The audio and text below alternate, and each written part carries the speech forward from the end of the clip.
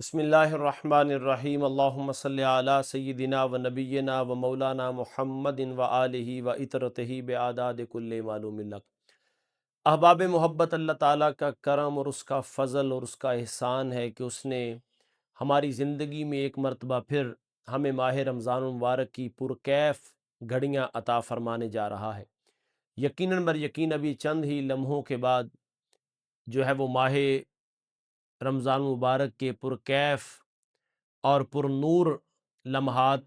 ان کا آغاز ہونے والا ہے۔ قرآن عظیم الشان جب بھی پڑھا جائے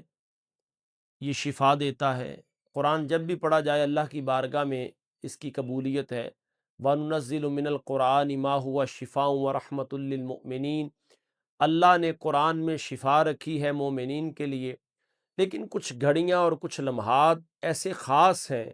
جو جڑے ہوئے ہیں قرآن عظیم الشان کے ساتھ۔ ویسے تو سارا رمضان ہی ماہ رمضان جو ہے یہ قرآن اور رمضان اس کی نسبت بڑی بڑی گہری ہے اور بڑی شروع سے قرآن عظیم الشان کی نسبت ہے، کیونکہ اللہ تعالیٰ نے اس کو قدر والی رات میں اتارا تو وہ قدر والی رات بھی اسی ماہ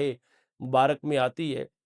لیکن جیسے ہی چاند طلوع ہوتا ہے یعنی رمضان کا مہینہ شروع ہوتا ہے، ایک خاص وظیفہ ہے اس ماہ مبارک کے شروع ہونے کا، سادہ سا آسان سا وظیفہ جس سے انسان کے رزق میں، علم میں،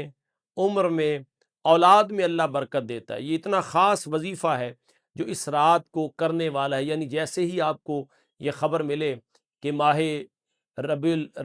رمضان المبارک کا پاکیزہ مہینہ جو ہے وہ طلوع ہو چکا ہے، یعنی اس کا چاند طلوع ہو چکا ہے اور اس پاکیزہ مہینے کا آغاز ہو گیا ہے،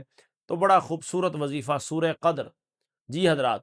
سورہ قدر انا انزلناہ فی لیلۃ القدر وما ادراک ما لیلۃ القدر لیلۃ القدر خیر من الف شہر، یہ پوری سورہ قدر جو شخص اول آخر درود پاک پڑھ کے 21 مرتبہ سورہ قدر کی تلاوت کرتا ہے، چاند طلوع ہونے کے بعد اللہ رب العالمین جل والا سال میں اس کے رزق میں اتنی برکت عطا فرماتا ہے کہ غیب کے خزانوں سے رزق اس کو عطا فرماتا ہے،